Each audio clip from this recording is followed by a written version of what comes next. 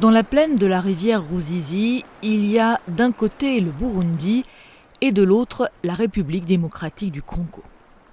Mais il y a surtout d'un côté les villageois et de l'autre les hippopotames. La cohabitation est très compliquée. Pour cette habitante de Katogota, à une soixantaine de kilomètres de Bukavu, impossible d'oublier ce qui s'est passé en 2017. Elle pleure encore la mort de l'aîné de ses 8 enfants. Les hippopotames et moi, nous sommes des ennemis, parce qu'ils m'ont arraché mon fils quand il avait 16 ans. C'était un garçon très intelligent et l'espoir de toute la famille. Mon fils était vraiment intelligent, il étudiait et il était déjà en 2e année. J'étais prête à vendre ma maison pour financer ses études, mais les hippopotames l'ont tué. Depuis 2019, au moins 7 personnes ont été tuées par les hippopotames et 6 autres blessées. Parmi elles, ce cultivateur qui n'en revient toujours pas d'avoir survécu à l'attaque dont il a été victime. J'étais au champ et un hippopotame m'a attaqué.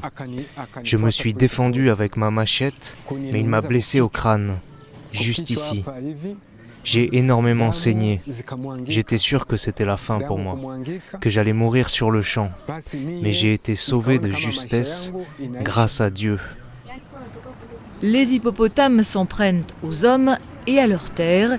Ils ont dévasté plusieurs hectares de champs et face à l'étendue des dégâts, les villageois demandent réparation au gouvernement.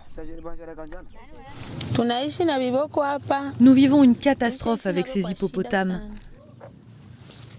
J'avais un champ rempli de maïs, de haricots, mais ils ont tout détruit. Et je ne peux plus y aller parce que je dois me protéger. Ils viennent et détruisent toutes les semences.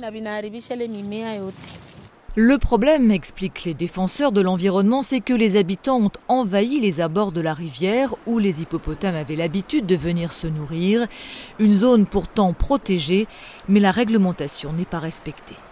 Nous, on aimerait que le gouvernement voit comment ces bêtes ne pourraient pas être un danger pour la population. Parce que vraiment, ils nous sont utiles et nos populations locales, bien que jusqu'à présent, ils nous sont agressifs. Mais vraiment, nous profitons de ces bêtes. Amener les villageois à voir les hippopotames comme des atouts susceptibles de valoriser la région, de créer des emplois via le tourisme, risque de prendre beaucoup de temps. Pour l'instant, les militants écologistes dénoncent une extermination de masse. Je dirais que la population se défoule maintenant. Lorsque les hippopotames attaquent et tuent un des membres de famille, la famille qui a perdu les siens peut se défouler sur les hippopotames.